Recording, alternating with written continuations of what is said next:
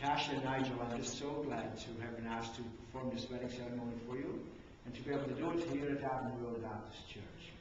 What a great privilege for my first wedding here to have a wedding announced by bands. And it must have felt strange for you to be so personally addressed during the weddings, during the worship services the last 2 Sundays as I announced them. But I felt it was a great privilege for me to be able to do that. And to be able to sit down with you and to talk about why the 1st of April is such an important date for you, and why we should have it on the 1st of April, and to be glad to realize that you were not fooling me. You're all here.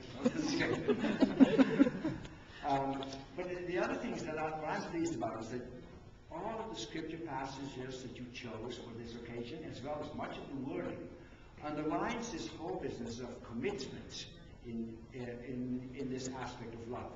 And the New Testament, of course, the Bible speaks a lot about love, and we in our language speak a lot about love. Love is a huge word in our language. You know, when I use the word love, I'm using it with reference to my wife or my children or my grandchild. Anyway, and I also may use the word love with reference to apple pie, because I love apple pie, or to Tim Hortons coffee, or I can use a whole thing. I love swimming, I love gardening, the whole thing, a lot of things I say about love in that regard. But when the Bible speaks about love, it narrows it down a lot more, especially the New Testament does so, because it interprets every aspect of love through the personality of Jesus Christ. Because Jesus showed a kind of love, a special aspect of love, and that we therefore very much emphasize in the Christian faith, and that is love that is committed to the good of the other person, of another person, okay? And so we celebrate that in marriage very much, because the aspect of love that we want to underline in the marriage ceremony and in all our married life is that we are committed to will the good for the other person. And this is so important for us.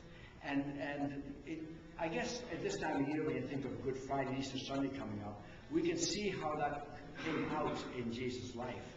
When he willed to go to the cross, he said okay to her own crucifixion in order that God could raise him on the 3rd day from the dead, and thereby prove that, as the New Testament says, God so loved the world that he gave his only Son, that whoever believes in him should not perish, but have everlasting life.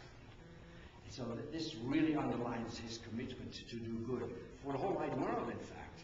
And we're asked to be good to each other in our married life when it comes to the partnership. And the amazing thing about Jesus Christ is that he's not only a model for us, or an example, but he also empowers us with his own personality, his own love in our hearts and minds. So even today, as we're thinking about him in this marriage ceremony, he's here. Okay? And we can always tap from him. Every time we think about him, we can tap from that love, that great source of love that is there.